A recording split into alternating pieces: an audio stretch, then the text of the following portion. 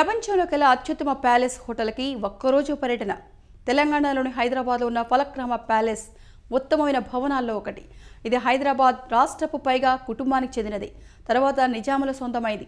ఇది ఫలక్నుమాలో 32 ఎకరాల ప్రదేశంలో చార్మినార్ నుండి 5 కిలోమీటర్ల దూరంలో ఉంది.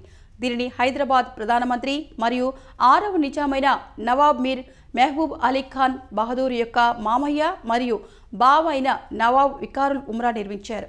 ఉర్దూలో ఫలక్నుమా అంటే ఆకాశ దర్పణం అని అర్థం. అందులోని ఒక అద్దం విలువ నేడు 35 కోట్లకు పైగా ఉంది. ఈ భవనాన్ని 300 ఎకరాల్లో నిర్మించారు. ఫలక్నుమా అంటే ఆకాశ దర్పణం అని అర్థం.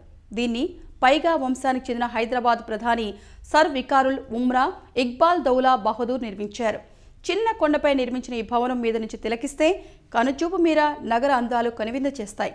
ఈ భవనానికి 1884 మార్చి 3వ తేదీన పునాది వేయించారు.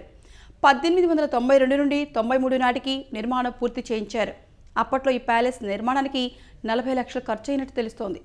6వ నిజాం మెహబూబ్ అలీ పాషాకు ఈ భవనం అంటే ఎంతో మక్కువ. 1895లో నిర్మాణ ఖర్చులు చెల్లించి వికార్ నుంచి దీనిని కొనుగోలు చేశాడు. కింగ్ ఎడ్వర్డ్స్, వైస్రాయ్ లార్డ్ వెవెల్, తొలి భారతీయ గవర్నర్ జనరల్ సి. రాజగోపాలాచారి, భారత తొలి రాష్ట్రపతి డాక్టర్ రాజేంద్ర ప్రసాద్ గతంలో ఈ ప్యాలెస్లో విడుదల చేశారు. భారతదేశంలోని తెలంగాణ రాష్ట్ర రాజధాని హైదరాబాద్ ఫలక్నుమా ప్యాలెస్కు ఎంతో ప్రత్యేకత ఉంది. హైదరాబాద్ సంస్థానంలోని పైగా వంశస్థులకు చెందినది. ఆ తర్వాత దీనిని నిజాం రాజులు సొంతం చేసుకున్నారు.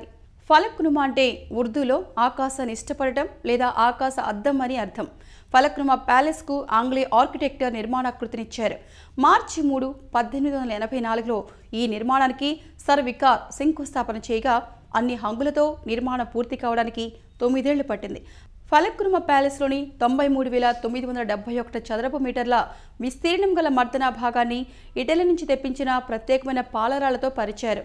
తేలు ఆకృతిలో నిర్మించిన ఈ ప్యాలెస్ మధ్య భాగంలో ప్రధాన భవనం, వంటగది, గోల్ బంగ్లా, జన్నా మహల్తో పాటు దక్షిణ భాగంలో పట్టపురాణులు, చెలికత్తెల కోసం క్వార్టర్లను నిర్మించారు. ఫలక్నుమా ప్యాలెస్ మొత్తం అరుదైన ఇటాలియన్ టుడూర్ ఆర్కిటెక్చర్ కనిపిస్తోంది. ఇందులోని కిటికీలకు ఉపయోగించిన రంగురంగుల అద్దాలు పట్టకాల నుంచి వచ్చే కాంతి గదులకు ప్రత్యేక ఆకర్షణ కలిగిస్తాయి. 1897-98 వరకు సర్ వికార్ తన వ్యక్తిగత నివాసంగా ఫలక్నుమా ప్యాలెస్ను ఉపయోగించుకున్నాడు. ఆ తర్వాత దీని యాజమాన్య బాధ్యతలను హైదరాబాద్ రాజైన 6వ నిజాంకి అప్పగించారు. ఫలక్నుమా ప్యాలెస్ చాలా ఖరీదైన కట్టడం. దీనికోసం చేసిన అప్పులు తీర్చేందుకు వికార్కు చాలా కాలం పట్టిందట. ఆయన భార్య వికారుల్ ఉమ్రా ఇచ్చిన సలహా మేరకి మెహబూబ్ అలీ పాషా నిజాంను ఈ ప్యాలెస్కు ఆహ్వానించారు.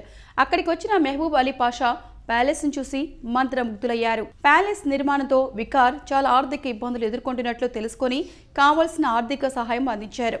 1950లో ఇక్కడి నుంచి 6వ నిజాం వెళ్లిపోయిన తర్వాత ఫలక్నుమా ప్యాలెస్ మొత్తం నిశ్శబ్దం ఆవరించింది.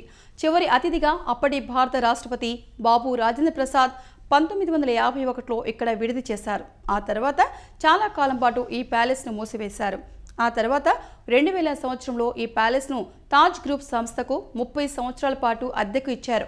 ప్యాలెస్లోని అద్భుతాల్లో ప్రధాన రిసెప్షన్ గది ఒకటి. ఈ గదిలోని సీలింగ్కి ఇసుక, సున్నం, నీటితో కలిపిన డెకరేషన్ అచ్చంగా బంగారు తాపడం చేసిన అనుభూతిని కలిగిస్తుంది. ఈ ప్యాలెస్లో 60 విలాసవంతమైన గదులు మరియు 22 విశాలమైన హాళ్లు ఉన్నాయి. ఈ ప్యాలెస్లోని భోజనశాలలో ఉన్న డైనింగ్ టేబుల్పై ఒకేసారి 100 మంది అతిథులు ఒకేసారి కూర్చొని భోజనం చేయవచ్చు. 108 అడుగుల పొడవు, 5.7 అడుగుల వెడల్పు, 2.7 అడుగుల ఎత్తున్న డైనింగ్ టేబుల్ని బంగారం, క్రిస్టల్తో తయారు చేశారు. ప్యాలెస్లోని గ్రంథాలయంలో భారతదేశంలోని అతి అరుదైన ఖురాన్ గ్రంథాలున్నాయి. ఇక్కడ బిలియర్డ్స్ టేబుల్స్ చాలా అరుదైనవి. ఇలాంటి టేబుల్స్ 2 మాత్రమే ఉన్నాయి. వాటిలో ఒకటి ఇంగ్లాండ్లోని బకింగ్హామ్ ప్యాలెస్లో ఉంటే మరొకటి ఫలక్నుమా ప్యాలెస్లో మాత్రమే ఉంది. ప్యాలెస్ గోడలపై ఆయిల్ పెయింటింగ్తో వేసిన ప్రముఖుల ఫోటోలు ప్రత్యేకంగా నిలుస్తాయి. ఇలాంటి విశేషాలను ఫలక్నుమా ప్యాలెస్ సొంతం. 1883లోనే ఈ భవనంలో విద్యుత్, టెలిఫోన్ ఉపయోగించారు. కరెంట్ ఉపయోగించారు అనడానికి భారతదేశంలోని అతిపెద్ద స్విచ్ బోర్డ్ ఇక్కడ చూడవచ్చు. ఈ భవనానికి ఆ రోజులో విద్యుత్ను అందించడానికి బొగ్గు ఆధారిత యంత్రాలను ఉపయోగించేవారు. ఆ ప్రాంతం పేరు ఇంజన్ బౌలి అని అంటారు. ఆ ప్రాంతాన్ని ఈనాటికి అదే పేరుతో పిలుస్తున్నారు. 2000 సంవత్సరం ముందు వరకు సాధారణ ప్రజలను ఈ ప్యాలెస్లోకి రానిచ్చేవారు కాదు. కానీ తాజ్ గ్రూప్ దీనిని అద్దెకు తీసుకున్న తర్వాత దీనిని మరింత ఆధునీకరించి అందరికీ అందుబాటులోకి తెచ్చారు. ఈ హోటల్ నవంబర్ 2010లో ప్రారంభమైంది. ఫ్రాన్స్ నుంచి తెప్పించిన అందమైన ఫర్నిచర్, హస్తకళా వస్తువులతో ఈ హోటల్ని అందంగా అలంకరించారు. Please like and subscribe Eagle Andhra.